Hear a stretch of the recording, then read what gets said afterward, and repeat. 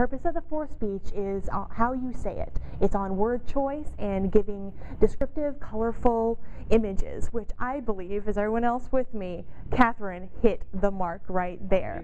Yeah. First of all, the topic she selected was very visual. Most of us probably have at least heard of the Whirling Dervishes or have seen it. It might just be something like, oh yeah, I've seen those guys. What are they? What are they about? So topic selection is everything in a speech like this, and I think coming up with something that brings right away such an image, such an iconic image to the mind, that helps very well. So excellent in the topic selection. The descriptions that she came up here were fantastic, and I hope you noticed the little alliterations that she put in there. The lovely lady in the lilac dress, I love that.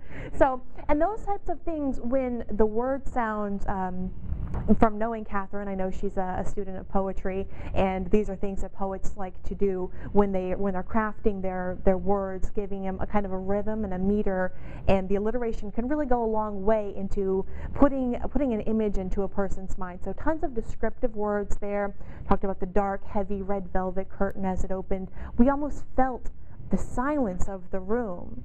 And particularly at the end, after she described this, what she had seen, what she had witnessed with the arms stretched out, afterwards everybody wants to applaud, but I think we all felt that silence right there also. So fantastic job on that. A couple things I noticed when you were talking about, first they start with their hands like this and then they spread them open. When you were describing, you kind of got into a default. You were clasping your hands here a little bit occasionally, and that's one of those things that I'm sure Dr. Jim would mention also. What to do with the hands when you're not making a hand gesture, that can be awkward sometimes.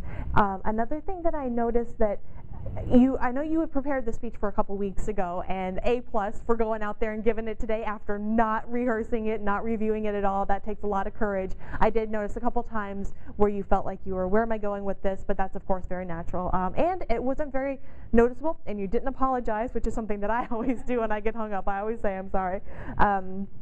The thing that thank you. The thing that I noticed the most that was really phenomenal about this speech in particular was the structure. It's very easy to just tell a tale without really giving any structure to it. The way you open it up, we didn't really know. We just saw the leaves going, and I'm like, oh, that's pretty. And then it flowed right into the Whirling Dervishes, and it had that idea in our head, and with the door being opened and then the final ending, the meaning of that word, I thought that was phenomenal in terms of the structure. You didn't just put stuff in there that was just descriptive without purpose. It was descriptive for the purpose of your speech, which I thought you did a fantastic job on. So thank you very much.